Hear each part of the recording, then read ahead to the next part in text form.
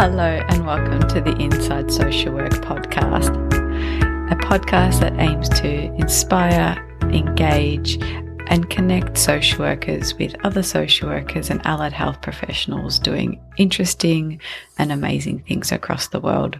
I'm your host, Marie Vakakis. Thank you for listening and I hope you enjoyed today's podcast episode.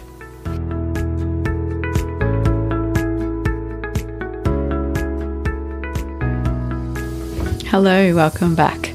I've taken a little bit of a break over the Easter holidays. I just returned from an epic hiking trip where I did a massive 13 days hiking 160 kilometres, which was amazing. A bit sore, have a few bug bites, but I had a really wonderful time. And it's something I really value. I try really hard to get outdoors and get into nature. It's one of the things I really enjoy, and it just does wonders for my mental health and my self-care. So that explains a little bit of my absence. This episode has been something I've been working on or procrastinating from doing for a little while. Actually, I've put in the Facebook group an expression of interest, I guess, a little while back, for people to share their stories on imposter syndrome. And I got an overwhelming amount of replies, which was really, it was great to hear people share their stories, and a little bit disheartening to read so many stories of people feeling ill-equipped or not good enough, and really struggling with their identity as a social worker and some other allied health professionals as well. And ironically, it's been difficult to put this together because I felt like an imposter myself. I thought, who am I to be presenting on this? Then I did some of my own coping strategies, some which can be helpful, like preparing a little bit, writing some notes, and then it tipped into a rabbit hole of reading articles and other people's stories and then getting off track and then coming back to it and getting off track again. So I found that a really interesting thing to think about, that parallel process of what's happening for the listeners and for the stories that people shared, and also what was happening for me as I did a little bit of research on this. And it was quite an interesting one. A little bit of history on imposter syndrome. It was called imposter phenomenon, and it was first sort of documented in the late 70s by Pauline Rose Clance and Suzanne Imes, and they looked at, it's a study that has been revised and they've written a lot about it since, but the original study looked at high achieving women. Again, it was mostly white women. It was what they thought was high achieving. So there's some improvements that have been made over time, but this initial research looked at what it is, and they sort of defined it as doubting your abilities and feeling like a fraud. And it's really characterized by that feeling of being found out, being someone figuring out that you're not supposed to be there or here, or that you're going to be called out for not knowing what you're talking about, that you're going to get found out that you got a job because of luck. And their original research project found that it disproportionately affected high achieving people, who often found it difficult to accept their accomplishments, and some even questioning whether they deserve positive feedback and accolades and some of the, I guess, success that comes with their hard work. And it's applied to personality, to intelligence, to a sense of achievement. It can really be across any part of your work and really challenge your own competencies and skills.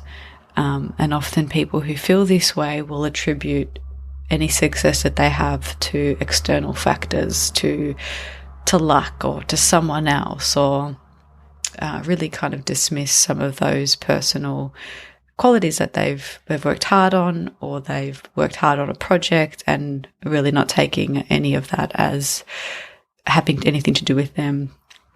Some people even have a lot of negative self-talk and they berate their own performance. They can have a lot of fears that they won't live up to expectations.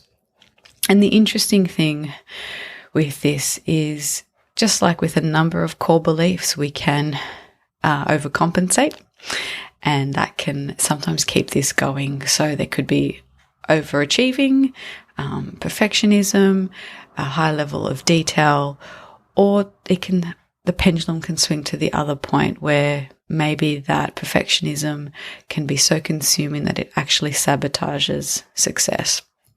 So people handle this in different ways and have sometimes different coping strategies, and some of them are maladaptive, which I can really see that fear of being perfect, sabotaging it. And it's something, the notes I started writing on this and the research I did was nearly 3 months ago. That's how long it took me to get through my own fears to actually talk about this topic, which is, it's quite interesting, I think, to think about how we do that. And I'm not saying I'm an expert, but I can definitely talk from experience about that fear of being found out, or, remember when I graduated and I had my first job and I was like, can I even do this? How do I put my research project into practice? How do I learned about this in a book, but what do I do? And that's come with every new job. Even my first counseling session as a therapist is, okay, client comes in and sits down, and what do I say? I say hi, or how was your week? Or are they going to know that they're my first client? I've only ever done this in role plays. Are they going to storm out or ask to see my credentials? Like it can be really consuming. And then when it's such a core belief, the things people say don't matter. It doesn't change it. Someone can say you did a great job, or that was really well, or give you a glowing appraisal, or even constructive feedback, but we just don't believe it. It just feels inherent in us as people. So going back to the original research, they looked at a number of things that they believe caused imposter syndrome. And for some of the participants, they found that it was a lot of things in early childhood, and being labelled in a certain way. So being told that you're too sensitive or too soft or too gentle, or a nice, good, smart girl or a quiet girl. Those women wanted to prove people wrong. They wanted to be noticed for that. So if the family don't notice or are unimpressed by those achievements, then that can kind of start to create a bit of that imposter phenomenon, which was what it was called back then. Another group of women were told almost the opposite, that they were bright, that they learned really quickly, that they could be anything they want to be, and they were praised a lot, and that created a pressure to fulfill expectations.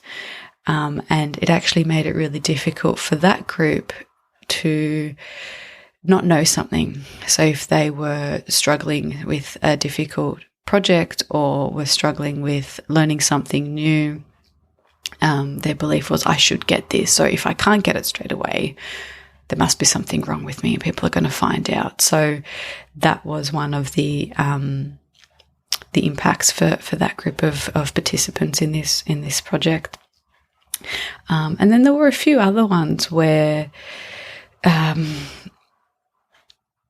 lot of it was around with families who focus a lot on achievement, and even those who fluctuated between offering a lot of praise and then criticising, very achievement-based rather than effort or valuing other things. So there's a lot of stuff there which I was quite interested in, having also a background in family therapy, around how some of those core beliefs can feature.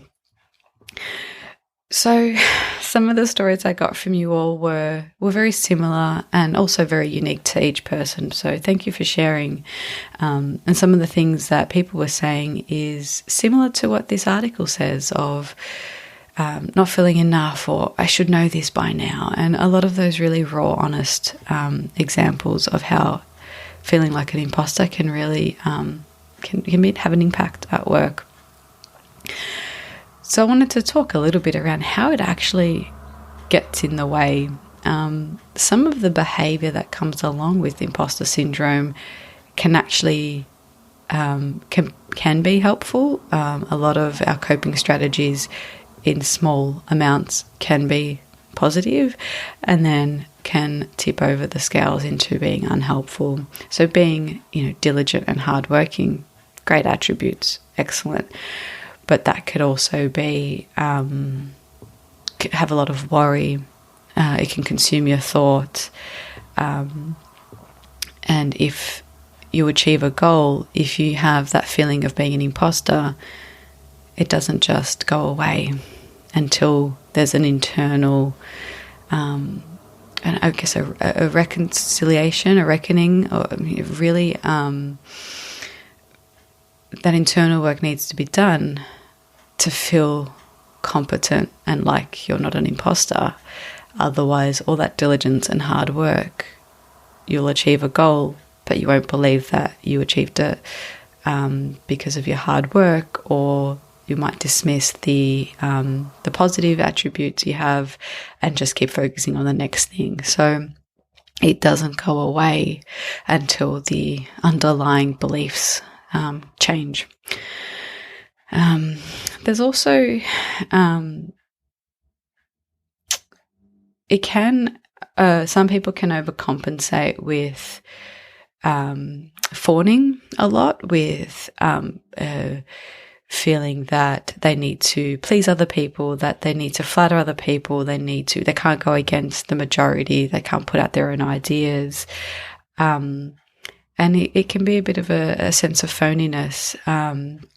And it's very difficult, because I can see for some people how this might be a way to avoid feeling like a phony or an imposter. But it can maintain it, because by not being authentic and not having your views, heard and having feedback on them, you never quite know how your contributions are being received and what you're really being seen for. So I think that's a really interesting one. So trying to impress people, charm them, can be a way of maintaining imposter syndrome. And in a way, even if you do something really amazing or work really hard and get a really good result, you might fall back on, well, they only did that because they like me or because they owed me a favour, and doubt the work itself. So it can be quite insidious in that way. And so I spend a lot of time looking at other people's stories and reading articles about imposter syndrome. And originally I was going to start talking about what we can do. What are things as individuals that we can do? And I had a whole list of ideas around trying to recognize it, therapy and supervision, which are really helpful, talking to friends and trusted peers. One of the ideas I had come across was keeping a diary and writing down positive feedback. I have a little shoebox kind of shaped box that I put any thank you cards that I get from supervisees or clients in, and I keep that. But as I dug a little deeper, I started to think about this systemically, and I thought, is it really fair to pathologize this, to see it as an individual, air quotes, problem that an individual has to manage? And I went back to the emails that I received and I looked at some of the stories that people shared, and a lot of it was in the system, in graduates not feeling supported, not being given the time to settle into the role, not having feedback, good, bad, just checking in. And then I came across this article in the Harvard Business Review called "Stop Telling Women They Have Imposter Syndrome." And it really had me thinking about systems, thinking about race, classism, xenophobia, a range of other biases that we might have, and how that can play a role on people's experiences of feeling like an imposter. And it's something I don't have an answer to, but it's a question I want to, think about or raise, is if this many people are feeling it, is it us or is it the system? What's happening around us? Are we getting the right support? Are we being taught skills that are transferable into the workplace? Do we have workplaces that support and scaffold our learning and give us opportunities to make mistakes safely and learn from them? Is there opportunity for reflection and for consolidation of learning? And so the podcast planning took a bit of a 180 and went from me thinking about the individual things we can do to then looking at the system. And I don't know if I have an answer just yet, but it's something that I wanted people to think about and start a discussion about. I'll put a link in the show notes to that article, which I thought was really excellent.